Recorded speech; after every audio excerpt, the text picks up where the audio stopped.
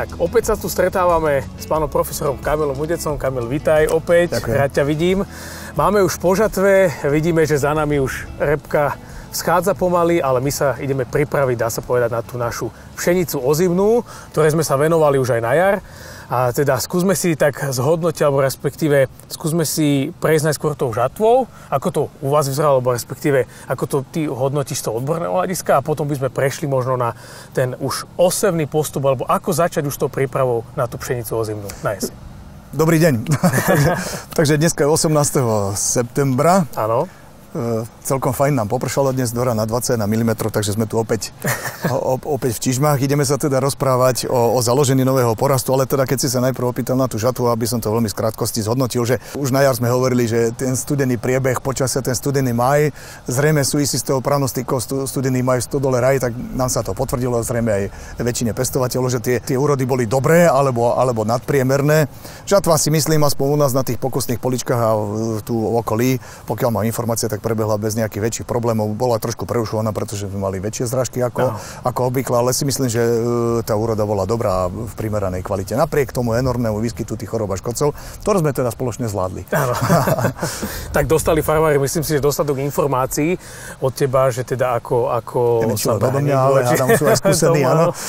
Tak teraz vlastne môžeme prejsť na túto, ako keby na tie jesenné práce, by som to tak nazval, a teda ten možno začiatok taký ten osevný postup, aký zvoliť. Áno, lebo to je veľmi krátky úsek od konca jednej úrody po založenie druhej úrody, hlavne pri oziminách, takže vidíme, že tu máme mokro, takže sa nám ochladilo, zapršalo, čo je dobré, aj ruja bude teraz jelenia hlasnejšia, ale zase pre tých poľnohospodárov bude lepšie, keď sa pozrieme na tú pôdu, že bude mať lepšiu štruktúru. Áno. Takže poďme si to tak, skúsme si to tak krok po kroku prejsť, čo je dôležité pred založením porastu. Tak ako prvé by som asi spomenul osevný postup.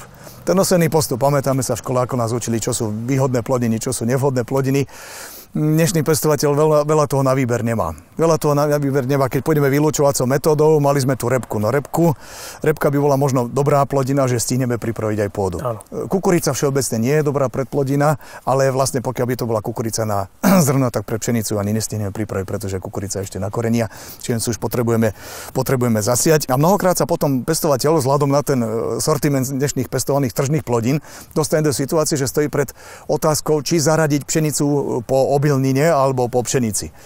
A to je dilema, ktoré sa vlastne mnohí pestovateľi ani nevyhnú, pretože ten osevný postup a hlavne ekonomika nepustí. Takže pokiaľ je možno, určite pšenicu po pšenici nie je dobre dávať, aspoň keď už nemám inú možnosť, tak aspoň po tej jarine, po tom jarnom jačmeni.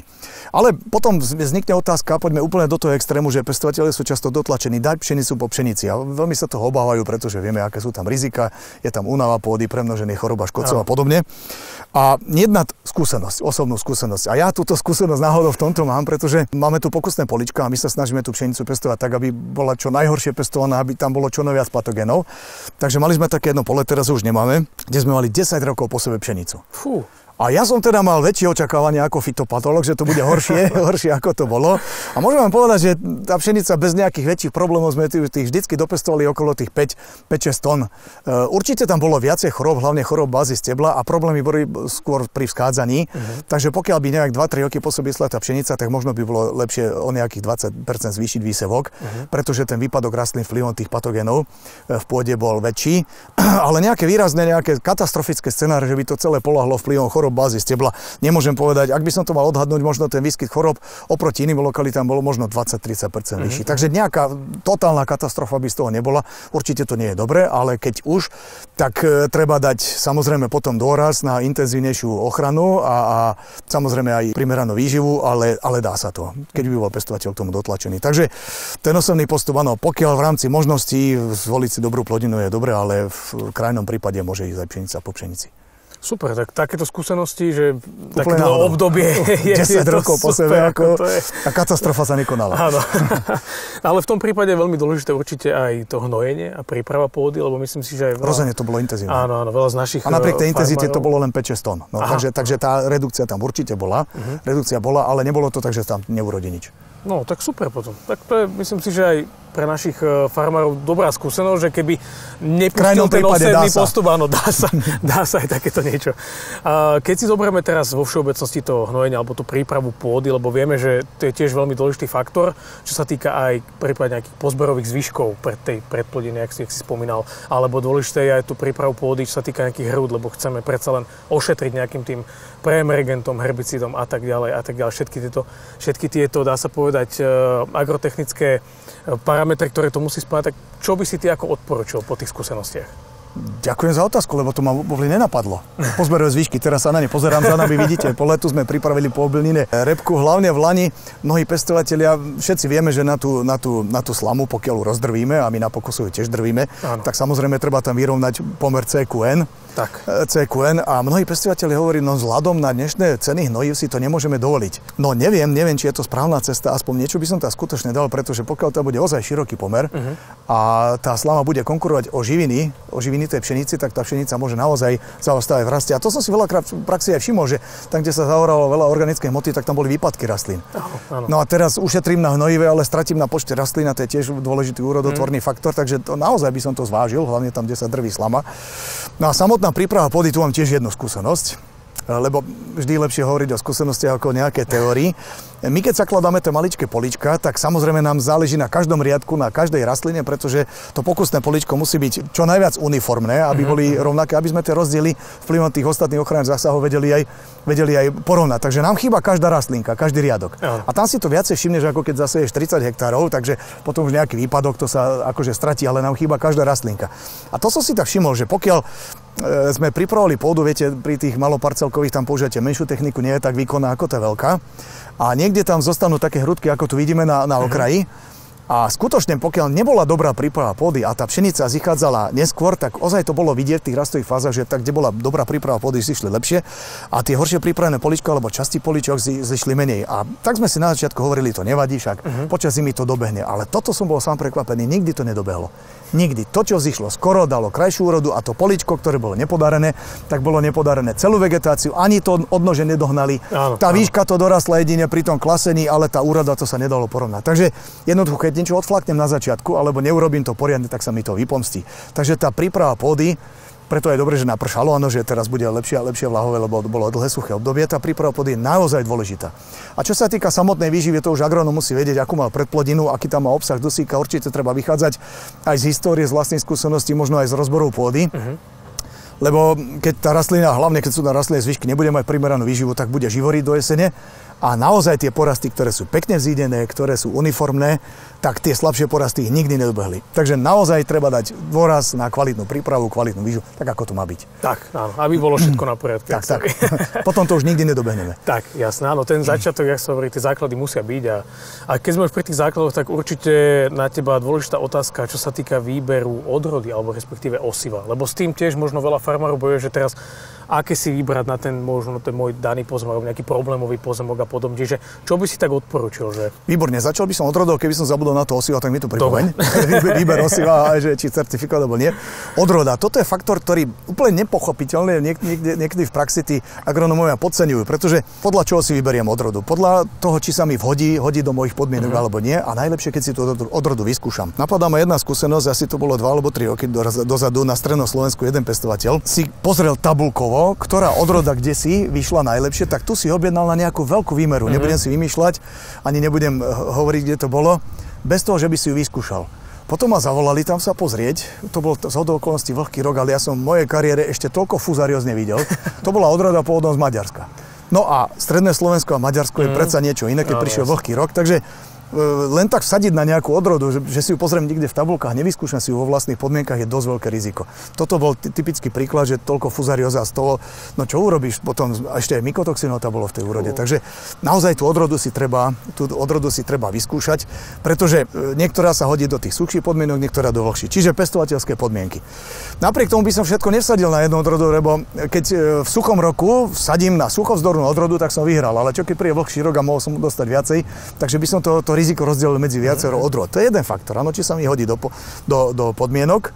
Ďalšia vec, či mi vyhovuje technologicky, či už chcem na potravinársku alebo podobne. Je tam viacero faktorov, určite všetky si teraz ani nespomeniem, ale dostanem sa k tomu faktoru, ktorý je pre mňa najbližší, zdravotný stav odrody. To niekedy vnímam až ako takú premárnenú šancu, viete, že keď som na tých dňoch pola alebo na tých odrodových pokusoch, koľko je za tým práce, že si tí šľachtitelia dali prácu, aby tam vysiali tie odrody a tí pestovatelia, ja viem, že sa chcú porozprávať, ale akú majú obrovskú príležitosť, aby som si pozrel ten zdravotný stav, ako tie odrody vyzerajú a podľa toho by som si možno aj vybral, pretože podľa našej skúsenosti, ak mi tá odroda vyhovuje a vyberiem si odolnú odrodu voči chorobám, to síce vy chemici teraz neradi budete počuť, čo poviem, áno, ale keď si vyberiem odolnú, tak môžem ušporiť jeden fungicid. To je nezanedbateľný faktor. Alebo naopak, keď si vyberiem náchylnú, tak potom musím dať o jeden fungicid navyše, čo by ste boli vy síce spokojní, ale každý chce zarobiť, aj vy, aj tí pestovatelia. Takže aj tá odroda, áno, pre pestovateľa je veľmi dôležitý faktor a toto mnohí podceňujú. Takže naozaj na to by som dal veľký dôraz. No a ešte sme hovorili o tom pôvode osiva. Áno. Čiže už sme si spravili osevný postup, už sme si vybrali odrodu. Áno. A teraz kde zoberiem to osivo? Čiže tu máme dve možnosti. Buď si kúpim originálne, certifikované, alebo farmárske. Farmárske osivo. Niektorí farmári si povedia, však keď ja viem dopestovať tú osivovú pšenicu pre ostatných, tak si kúsok odložím, môžem si spraviť aj vlastné osivo. Áno, je to v poriadku, iba že to osivo z kombajna nie je ešte osivom, to je len úroda. Áno, to sa musí prečistiť, urobiť skúšky klíčivosti a tak ďalej. Čiže darmo ja dodržím nejaký vysoký šľachtiteľský stupeň alebo množiteľský stupeň, dorobím kvalitnú úrodu, ešte to nie je osivo. To osivo sa musí prečistiť, áno, kalibrovať podobne. A najdôležitejší moment, ku ktorému sa neskôr dostanem pri tom osive, je morenie toho osiva. No akú moričku majú pestovateľi? Miešačku, áno, do ktorej vylejem nejaký prípravok a premiešam ju, takže toto je veľmi rizikové, pretože my keď sme aj nejaké laboratórne morenie robili, tak pekne by ste to videli v tej Erlenmeyerovej banke, to moridlo sa najprv riedi vodou. Áno. A nemôžem moriť tak, že teraz vylejem ten prípravok na to osivo, pretože to osivo, na ktoré priamo sa dostane tá zmes, tak to bude premorené a na ostatné sa dostane menej, pretože osivo je suché a absorbuje viacej. Áno. Preto v tých moričkách aj typu rotostat sa tie osivá postupne tam prevalujú a na nej je nastrekovaná tá zmes. Takže pokiaľ niekto príde do miešačky a vyleje tam predpísané aké presné množstvo, tak to určite nebude kvalitne namorené osivo. A tam je potom riziko, že tie, ktoré sú premorené, tie zrná, tak samozrejme fytotoxicita sa tam môže prejaviť. Áno. A ešte väčšie riziko na tých ostatných, kde nebude fytotoxicita, tie budú, nazvime to, podmorené, tak tam bude znížená účinná dávka, účinná látka, dávka tej účinnej látky a samozrejme nebude mať dostatočnú účinnosť. Takže tam sa potom nám môžu premnožiť nejaké choroby nežiaduce. Takže áno, farmárske osivo. Pokiaľ to nebude nejaký všeobecný fenomén, tak nič mimoriadne by sa nemuselo stať, to už je na riziku toho farmára, či to dobre urobí kvalitatívne, pretože tu by som to trošku prirovnal aj tým rôznym epidemickým chorobám, žltačky. Počúvame, že je veľmi dôležitá kolektívna imunita. Áno, takže my, keď celé roky používame tie moridlá celoplošne, tak si tu vytvoríme nejakú kolektívnu imunitu tej pšenice voči tým osivom prenosným chorobám. Napríklad prašnostne pšenicovú ja som v živote nevidel. Áno, sme ju vytiesnili tým morením. Takže keď kdesi sa nejaký drobný problém nájde a všade inde sa používa morené osivo, tak to nejakú epidémiu nevyvolá. Ale pokiaľ my tú kolektívnu imunitu stratíme, že bude veľký podiel takých nekvalitných osív, tak tam už potom môže nastať nejaký problém. A vieme, že mnohé choroby budeme o nich za chvíľočku rozprávať. Pokiaľ ich nepodchytíme pri morení, tak už potom sa s nimi bojovať nejako nedá. Takže naozaj to osivo treba zvážiť. A ak to nie je veľký skutočný finančný zásah, alebo ak to naozaj som si neistý, neviem to dobre robiť, a to certifikované osivo sa mi zdá lepšia cesta. Myslím si, bez toho, že by som nahrával nejakým osivárskym firmám, ale áno, ide o tú úrodu. Jasné, presne. A ide o tie informácie od teba pre farmárov, lebo určite je teraz vlastne dôležité, ak si začal už túto tému morenia, že aké riziká to prináša, keď je to morenie možno slabšie alebo nedostatočné, ako si spomínal, čo to môže vyvolať. Lebo vieme, že už keď po tej sejbe vlastne už v tej pôde, už tam nastavujú tie rizika, vlastne tie faktory, ktoré nám môžu ovplyvniť to prvotné vzchádzanie, klíčenie, tak prečo to morenie musí byť vlastne? Takže, dobre, tak sa dostaneme do tej ďalšej témy, aby som nezabudol to osivom prenosnej choroby. Tak. Osivom prenosnej choroby a škodcovia, tých škodcov nemáme nejak veľa nejakých významných, tie choroby sú najvýznamnejšie, pretože sú plodiny, kde dominuje insekticídne morenie, napríklad tá repka, kde je to veľmi nebezpečné, ale pšenica je kráľovná fungicídov, hej, takže tam aj, či sa týka aj chemického ochrany počas vegetácie, tam dominujú fungicídy aj pri tom morení fungicídy. Takže jedna otázka, moriť alebo nemoriť? Áno, tak ja by som túto vôbec nešpekuloval. Samozrejme, že moriť. Nie preto, že sme kamaráti a že máte moridla, ale pretože sú choroby, kde nemáme už inú šancu. Nemáme už inú šancu a pokiaľ toto prepasieme, tak potom už máme obrovské straty na úrode. Takže ako si vybrať moridlo proti ktorým chorobám? Tak poprvé, alfou a omegou sú prašné a mazlavé snete. Áno, máme na pšenici aj na jačmeni máme prvú skupinu prašné snete. Ako vyzerá prašná sneť jačmeňová, určite už v praxi videli. A podobná je prašná sneť pšenicová, ktorá v praxi takmer vôbec není. Ja som ho zháňal už 10 rokov, keď niekto budete mať, pošlite mi fotku, alebo zavolajte ma, alebo naživo som ho nevidel, tým morením sa úplne vytesnilo. No a to je veľmi dôležité, táto skupina tých prašných snetí, pretože tam infekcia, nebudem teraz zaťažovať o celom infekčnom cykle, ale infekcia prebieha počas kvitnutia. A ten zárodok toho patogéna už je v tom zrne.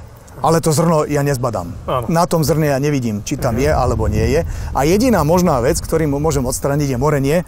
To sú tie systémové účinné látky. Čiže prašné snete nejako inak počas vegetácie. No ako potom prebieha infekčný cyklus, celú vegetáciu na rastline nevidím nič.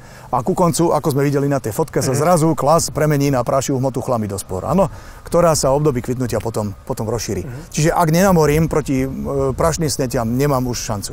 Druhá skupina sú mazlavé snete, mazlavé hálky, ktoré by sme v zrne mohli vidieť. Niektoré sa rozbijú alebo nerozbijú, ale mnohé sa pri tom blátení rozbijú. Tam už vidíme na tej hálke aj ten prášivý obsah.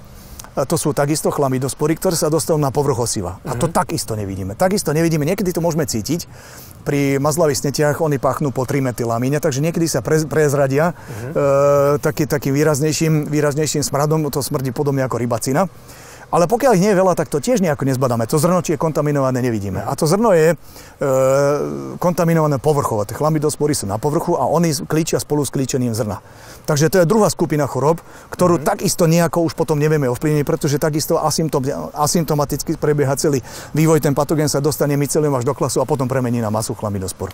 A to, že je problém aj zrealizovať takú úrodu, pretože páchne, áno, a je to problém pre potravinárske alebo aj pre krmivárske účely. A ešte by som toto uzavrel. Áno, prašné snete a mazlavé snete, čiže prašná sneť pšenicová, prašná sneť jacmeňová a mazlavé snete, mazlavá sneť hladká, mazlavá sneť pšenicová, Tillecia caries, Tillecia foetida. To je alfa omega. A môžem povedať, že proti tomuto účinkuje drvivá väčšina všetkých moridiel. Takže pokiaľ nemám nejaký špecifický problém s tým môjim porastom, tak je v podstate jedno, aké moridlo si vyberiem. To účinkujú skoro všetky moderné moridlá, pretože tie staršie účinné látky nám vypadli. Takže ak nemám špecifický problém, hociaké moridlo, určite proti tomuto moderné moridlá účinkujú. Teraz poďme na tie špecifické problémy. A to môže byť tretí typ mazlavej snete, to je mazlavá sneť zakrpatená, Tillecia controversa. A tam je to trošku iný prípad, pretože tam môže infekcia nastať aj z pôdy. A hlavne nastáva z pôdy a preto by pestovateľe mali poznať, že keď mám nejakú parcelu, kde bola tá Tillecia controversa, tá mazlavá sneť zakrpatená, ktorá spôsobuje aj zakrpatenie, aj ten zápach po trimetylamíne, čiže je to vážny problém, kedy to bola karanténna choroba. Takže ak mám tú lokalitu, musím ju monitorovať a najbližších 5, možno aj 10 rokov, pretože to preživenie chlamidospor je veľmi dlhé, tam rozhodne musí, keď tam pôjde pšenica, tak musí byť rozhodne morená moridlom na báze teda účinnej látky, ktorá je na to určená. Pokiaľ viem, donedávna to bolo stále difenokonazol. A nejaká nová účinná látka je na obzore, teraz som si není istý, či už je autorizovaná, alebo niektorá by mohla účinkovať. Takže dúfajme, že difenokonazol nám nezakážu, pretože už by nebolo moridlo, už by nebolo účinné látky, ktorá by dokázala potlačiť mazlavú sneť zakrpatenú. Takže to by bol veľký problém, ale pozor pri tom moridle, pozrite si, či je to moridlo autorizované proti mazlavej sneti, pretože to, že obsahuje difenokonazol, nemusí stačiť, nemusí ho tam byť dostatok. To musí mať určitý obsah, takže treba sa pozrieť do autorizácie, do zoznamu autorizovaných prípravkov, či je autorizované proti mazlavej sneti zakrpatenej. A tretí problém, možno v tých vyšších oblastiach, trebárs pri ozimnom jačmeni alebo pri pšenici, to je pleseň snežná, ale už je tiež pomerne široké spektrum moridiel s vynikajúcimi účinnými látkami, ktoré pokrývajú svoju účinnosť aj pleseň snežnú. Ale treba povedať, zase to nie je všeliek. To pomôže v tých prvých rastových fázach, možno cez zimu určite nemôžeme čakať až do marca, že nám to moridlo podrží. Keď prídu extrémne podmienky a navalí sa tam meter snehu a postupne sa bude topiť. Takže to nám môže pomôcť, ale nemusí to zachrániť. Ale samozrejme do tých vyšších oblastí a hlavne ozimné jačmene týmto často trpia, pretože oni majú tendenciu sa tak prehustiť a stačí trošku snehu na jar a už tam vidno krásne tie biele mapy, áno, z Fusarium nivale po starom, ako sa nazýval. Takže pri tom ozimné jačmeni tých vyšších polohách by som dal dôraz aj na tú pleseň snežnú. Budete vidieť, ako vyzerá pleseň snežná, zhodou okolností to bolo na ozimnom jačmeni. Takže na to by som dal pozor. No takže čo sa týka morení, vlastne keby sme to tak uzavreli, takže keď farmár dobre namorí, respektíve, alebo teda kúpi dobre namorené osivo kvalitným moridlom, tak urobil maximum, čo mohol. Maximum, čo mohol a ako sme spomínali, dá sa povedať už na jar pre našich farmárov, že môže si tým, dá sa povedať, trošku aj ušetriť tú prvú T1 aplikáciu, ak není silný výskyt chorôb. To by som až tak nevidel, pretože ono má to, áno, tie moridlá niektoré majú účinnosť pri tých skorých infekciách, napríklad mušnatky alebo hnedej škvrnicosti pri jačmeniach, áno. Ale ak príde vlhké počasie, tak ako nejdem nahrávať fungicidom, ale tam, keď to pokazíme, tak to by som až tak silno tú úlohu tých moridel nevidel. To úloha moridel je do začiatku odnožovania. Áno, pri harinách je to jednoduchšie, je to kratší interval, pri tých oziminách dlhšie. Takže ak by sme si to mali zhodnotiť, áno, pokiaľ nemám nejaký špecifický problém, kúpim si certifikované osivo s moridlom, väčšina moridel pokrýva tých základných patogénov, to sú teda tie mazlavé, prašné snetece základné. Ak mám problém s mazlavou snetecou zakrpatenou, treba sa pozrieť, už si musím vybrať moridlo s difenokonazolom, ale autorizované. A pokiaľ som vo vyšších oblastiach, alebo aspoň od toho stredného Slovenska, ten ozimný jačmeň, tam by som sa už pozrel na to moridlo, aby malo aj autorizáciu na plesen snežnú. Takže tým by som asi moridla uzavrel a tým pestovateľ urobil, čo sa týka nákupu toho kvalitného osiva, asi všetko, čo mohol. Takže máme pripravenú pôdu, osivo namorené v sklade, sejačka už čaká, takže dátum sejby. Alebo respektíve ten termín, kedy vybrať, alebo respektíve vieme, že máme tak určite ten agrotechnický, áno, keď je najvhodnejšie, ale... A to je ten rebus. Tak. To je zase rebus, zdanlivo jednoduchý. Máme agrotechnické termíny pre kukuričnú, pre zemiakarskú a tak ďalej oblasť, áno, pre repársku. Máme agrotechnické termíny a vieme, že v niektorých rokoch to celkom nesedelo. Ale povedal by som, ono to tie agrotechnické termíny nesledovali dvaja agronómovia počas 5 rokov. Áno, to je dlhodobý trend, ktorý je odsledovaný a plus minus by som povedal, že z 7 z 10 rokov sa to oplatí dodržať ten agrotechnický termín. Kedy sa ho oplatí nedodržať? No pokiaľ by sme vedeli, aká bude jeseň. Pretože keď zasejem príliš skoro, tak mi tie porasty prebujnenú, čo je veľmi často. Pri pšenici nebýva taký problém, ale tie ozimné jačmene. A tam je problém, napríklad s tou plesnou snežnou. Keď sú už potom prebujnené, majú tendenciu aj vymrzať a potom mať vyšší výskyt tej plesnej snežnej, samozrejme. Keď to ale posuniem neskôr, tak tie rastlinky, ako sme si hovorili, tam, ktoré zišli neskôr, už nikdy nedobehli tie, ktoré boli v optimálnom termíne. A toto nám môže nahrávať aj ten problém žltej zakrpatenosti jačmeňa, všeobecne výrost. Keby som ja vedel, že príde horúca jeseň, kde budem mať veľa vektorov, tak vždy vyšli porasty tie lepšie, ktoré boli siate neskôr. Áno, neprišli do tej citlivej fáze a trošku unikli tým vektorom a tie vektory sa tam samozrejme namnožili na tých porastov, ktoré boli väčšie a šťavnatejšie. Takže pokiaľ by som vedel, aké bude počasie, tak by som povedal, počkajme trošku neskôr, ale my to nevieme. Áno. My to nevieme a keď ho neviem, tak by som sa držal asi predsa len toho agrotechnického termínu, pretože väčšinou tých 70% vychádza, že sú dobré, keď sú zasiaté včas. Ale možno ďalší extrém. V lani sa nám stalo na pokusných parcelkách, že sme zasiali a teraz nás začali odchádzať rastliny. Áno, takže tá inventarizácia po vzídení je tiež veľmi dôležitá. Najprv som myslel, že fuzariózy, ja som toľko fuzarióz v živote nevidel, to nie je možné. A nakoniec som na to prišiel, ma napadlo, ideme to vykopať s kolegom, druhotovce. Nám to zničili druhotovce, tak čo sme mohli? Nám chýba každá jedna rastlinka, tak samozrejme museli sme zapracovať chemickú ochranu, do toho museli sme znova prepracovať a keď sme to všetko spravili, zasiali, bol začiatok, koniec novembra. Takže čo s tým? Či tie porasty boli dobré? No viete čo, bol dobrý rok.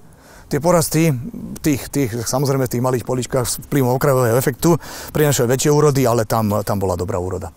Takže aj keď treba to zasiať naozaj v tom agrotechnickom termínu väčšine rokov, ale keď to posuniem neskôr, tie zimy už nebývajú také kruté, tak môžem z toho dostať celkom slušnú úrodu. Takže už si, ak si začal tému, vlastne už máme vzídený porast, dajme tomu, áno, že už teda vieme sa ísť pozrieť, ako to vyzerá, tú inventarizáciu a podobne.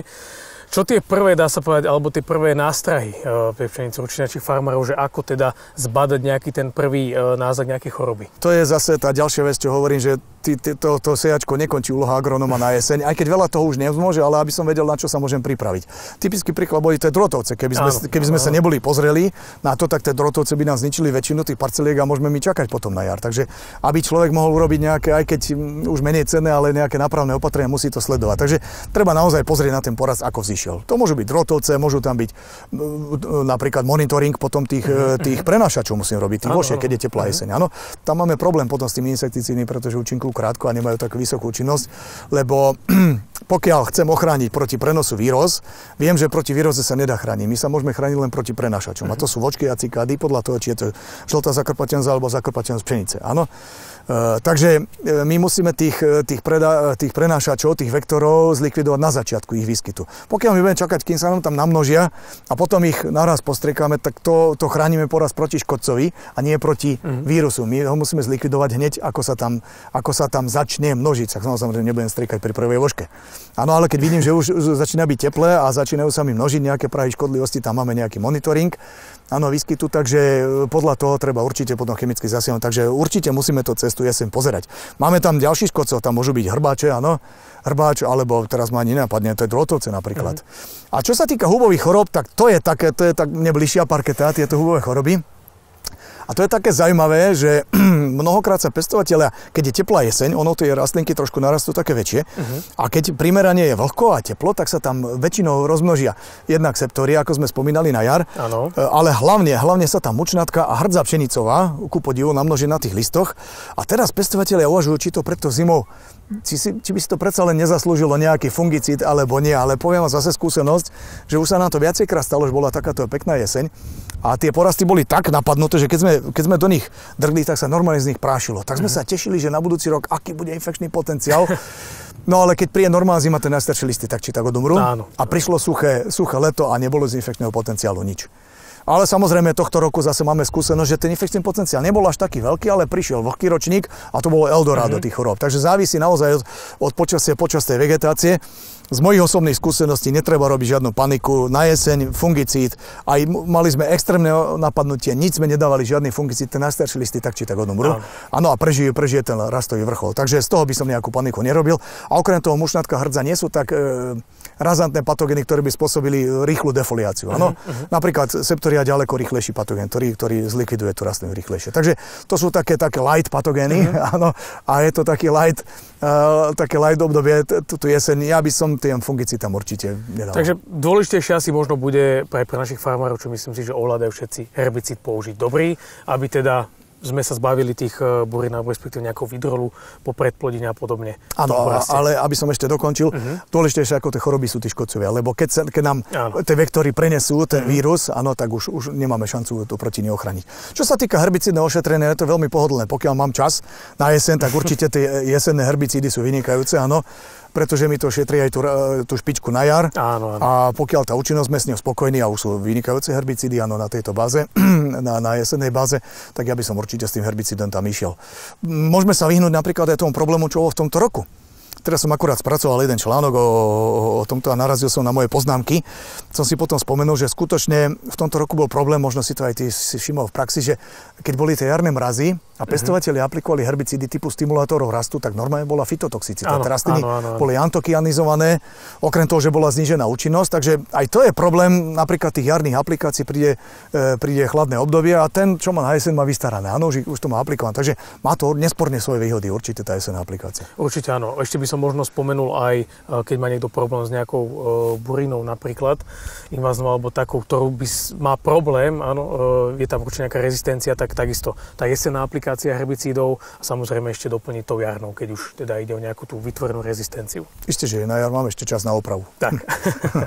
Dobre, myslím si, že sme prešli, dá sa povedať, tým začiatkom. My sme prešli do fázy, kedy máme vzídený porast, ale teda vidíme, že ešte za nami... Tu ešte nie je ani zasiatý, ešte máme čas. Áno. Polovica septembra. Tak, ale určite sa vidíme ešte, Kamil, keď už bude porast vlastne vzídený. Áno, aspoň v určitej fáze a prejdeme si ešte tú inventarizáciu, aby sme ukázali aj farmárom, že ako to robíš ty ako odborník. Keď tam niečo bude, tak bude dobre. No odhadujem teda nejaký, keď bude teplá jeseň, tak nejaký október, november. Uvidím, takže by sme mohli vidieť. A to by bolo super, keby bolo zase také teplo vlhko, že by sa nám to namnožilo, aby sme ukazovali, že toto je síce extrém, ale nemusíme sa ho bať, tak som zvedavý, či nám to vyjde. Uvidíme pri našom, dá sa povedať, šťastie, lebo vidíš, že stále sme naobliekaní, keď natáčame videá, takže ale uvidíme, cez leto zvolí kráťa sa. Áno, uvidíme, čo bude v októbri. A už na slnečko vychádza tak pekne. Počasie nevyspytateľné. Áno. Tak nech sa darí farmárom založiť porasty. A vidíme sa ešte v poslednej časti, dá sa povedať, inventarizácii, keď už budeme mať zídený porast. Kamil, ďakujem ti za... Tešilo ma. Vidíme sa.